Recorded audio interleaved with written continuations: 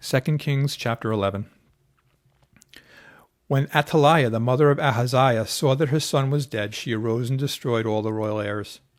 But Jehosheba, the daughter of King Joram, sister of Ahaziah, took Joash, the son of Ahaziah, and stole him away from among the king's sons who were being murdered, and they hid him in his nurse in the bedroom from Athaliah, so that he was not killed. So he was hidden with her in the house of the Lord for 6 years, while Athaliah reigned over the land. In the 7th year, Jehoiada sent and brought the captains of hundreds of the bodyguards and the escorts, and brought them into the house of the Lord to him. And he made a covenant with them, and took an oath from them in the house of the Lord, and showed them the king's son. Then he commanded them, saying, "This is what you shall do. 1/3 of you who come on duty on the Sabbath shall be keeping watch over the king's house. 1/3 shall be at the gate of Sur, and 1/3 at the gate behind the escorts.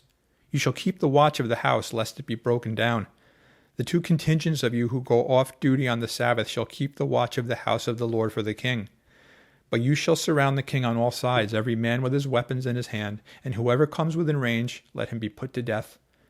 You are to be with the king as he goes out and as he comes in."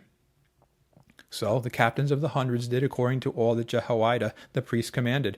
Each of them took his men who were to be on duty on the Sabbath, with those who were going to be off duty on the Sabbath, and came to Jehoiada the priest.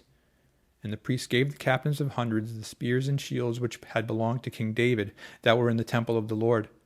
Then the escorts stood, every man with his weapons in his hand, all around the king, from the right side of the temple to the left side of the temple, by the altar in the house. And he brought out the king's son, put the crown on him, and gave him the testimony. They made him king, and anointed him, and they clapped their hands and said, "Long live the king."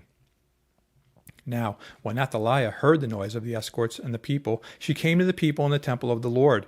When she looked, there was the king standing by a pillar according to custom, and the leaders and the trumpeters were by the king. All the people of the land were rejoicing and blowing trumpets. So Athaliah tore her clothes and cried out, "Treason, treason!" And Jehoiada the priest commanded the captains of the hundreds, the officers of the army, and said to them, "Take her outside under guard and slay with the sword whoever follows her."